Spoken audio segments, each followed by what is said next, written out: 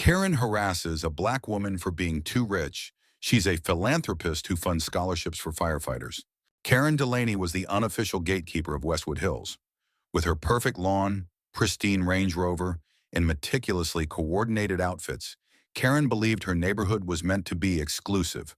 Code for expensive, orderly, and, in her mind, racially homogenous. So when a sleek black Mercedes pulled into the cul-de-sac and parked in front of the new glass and stone mansion on Oakcrest Drive, Karen's anxiety dialed up. The woman who stepped out was tall, poised, and unmistakably confident. She wore a flowing white trench coat over a tailored cream pantsuit, gold earrings that shimmered, and walked with the grace of someone unbothered by judgment. She was black. Karen's lips tightened.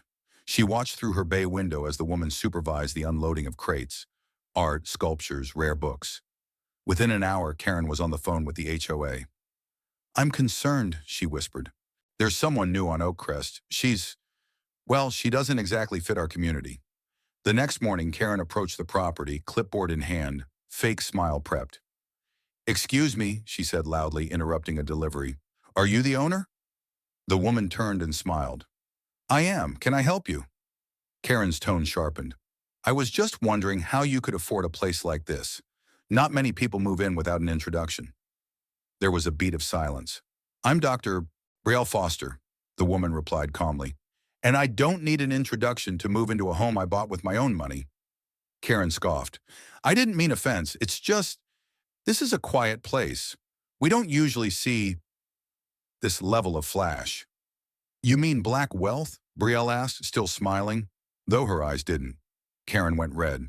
"No, of course not. It's just showy, unnecessary. Don't you think it sends the wrong message?" That conversation might have stayed local, just another microaggression swept under the rug, if not for the landscaper's teenager who caught the whole thing on video. He posted it to TikTok with the caption, "Karen tells black woman she's too rich for the neighborhood, then asks what she does for a living." The video exploded. Within 24 hours, national headlines followed. Philanthropist harassed over wealth in her own neighborhood. Dr. Brielle Foster, the woman behind firefighter scholarships.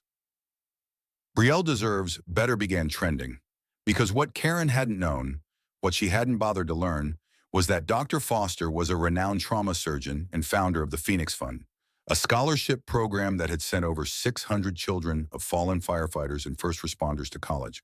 And that very week, she was scheduled to be honored at the city's annual Firefighter Gala for donating over $3 million to build mental health centers for first responders across the state. The public turned on Karen instantly. Commenters unearthed her past posts on neighborhood forums, where she'd frequently used coded language about keeping things traditional. Former residents came forward with stories of similar behavior. Westwood Hills became a case study in modern-day suburban racism, broadcast for the nation to dissect. Karen's world imploded. She was forced to resign from the HOA. Her children begged her to stay off Facebook. The boutique where she held her charity luncheons dropped her name from the annual spring gala. Even her yoga instructor canceled her private sessions. For the first time in her life, Karen felt something alien, irrelevance, and it hurt. One evening, she watched Brielle on the news, standing at a podium in a red gown, accepting her award with elegance and ease. "I fund these scholarships not because I lost someone," Brielle said, "but because I was saved by a firefighter when I was 12. A man who didn't ask what color I was, just pulled me from the flames. I owe my life to that moment, and this is how I give back." Karen's throat tightened. She remembered all the times she'd claimed to support the troops and honor first responders, but had never once done anything real. And here was the woman she'd dismissed, actually changing lives and saving them. The next day, Karen drove to Station 24. She carried nothing but an envelope and shame. She waited outside until the crew changed shifts. When Brielle arrived with care packages for the firefighters' families, Karen approached. "Dr. Foster," she said softly, "may I speak to you for a moment?" Brielle looked at her, calm, curious. "I was wrong," Karen said. "About everything. About you. About what I thought I knew." Brielle studied her. "I don't need your apology," she replied. "I know," Karen said, "but I needed to say it, And I brought this. She handed over the envelope. Inside was a check made out to the Phoenix Fund, with a note from someone finally waking up. 3 months later, Karen sat silently in the back row of a scholarship award ceremony. She didn't speak, didn't pose, just watched. She saw young black, brown, and white students walk across the stage to applause, and she saw Brielle, still radiant, still gracious, smile at every one of them like they mattered, because to her, they did. And finally, Karen was beginning to understand what that truly meant.